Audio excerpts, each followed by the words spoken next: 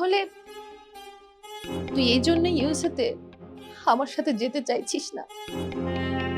না আম্মু, ব্যাপারটা এরকম না। ব্যাপারটা হচ্ছে যে মানে এখানে তো আমি একটা ক্যারিয়ার গড়তে চাই, অ্যাক্টিং এর দিকে আগাচ্ছি।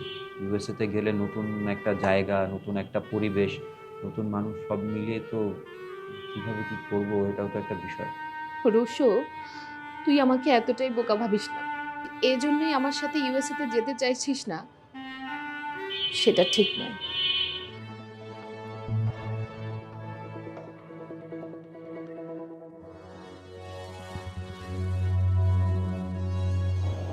আম্মু, বেটার লাগছে আগে থেকে?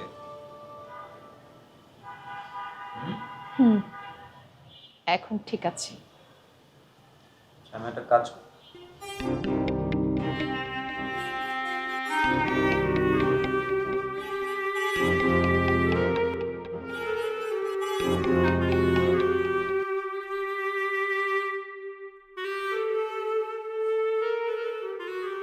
কি হয়েছে তোমার?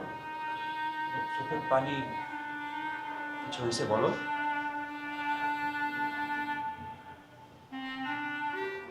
তুই কি আমার কাছে কোনো কথা গোপন করেছিস?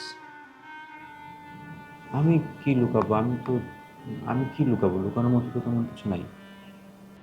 তোর দাদি যে ঢাকায় এসেছে, তুই সে কথা তো আমাকে জানাসনি।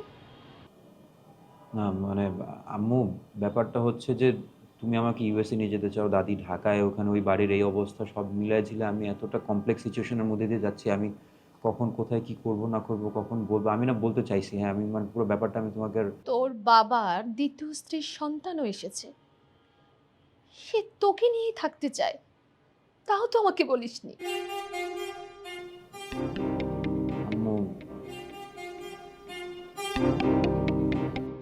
তাহলে তুই এই জন্য ইউএসএতে আমার সাথে যেতে চাইছিস না? না আম্মু, ব্যাপারটা এরকম না। ব্যাপারটা হচ্ছে যে মানে এখানে তো আমি একটা ক্যারিয়ার গড়তে চাই, অ্যাক্টিং এর দিকে আগাচ্ছি। ইউএসএ তে গেলে নতুন একটা জায়গা, নতুন একটা পরিবেশ, নতুন মানুষ, সব মিলিয়ে তো কিভাবে কি করব এটাও তো একটা বিষয়। রুশো, তুই আমাকে এতটাই বোকা ভাবিস না। এজন্যই আমার সাথে ইউএসএতে যেতে চাইছিস না, সেটা ঠিক নয়। তুই আসলে তুই আসলে আমার চেয়ে তোর বাবাকেই বেশি প্রাধান্য দিস। আমি কি তোর জন্য কিচ্ছু করিনি? কিচ্ছু করিনি রুশো।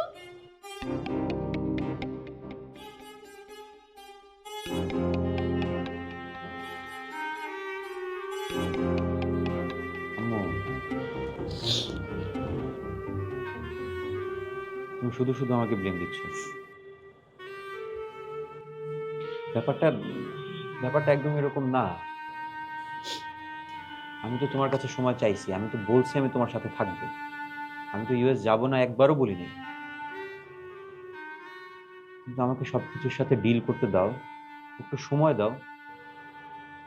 আমার এই কমপ্লেক্সিটি গুলো শেষ হইলেই আমি তোমার সাথে থাকবো।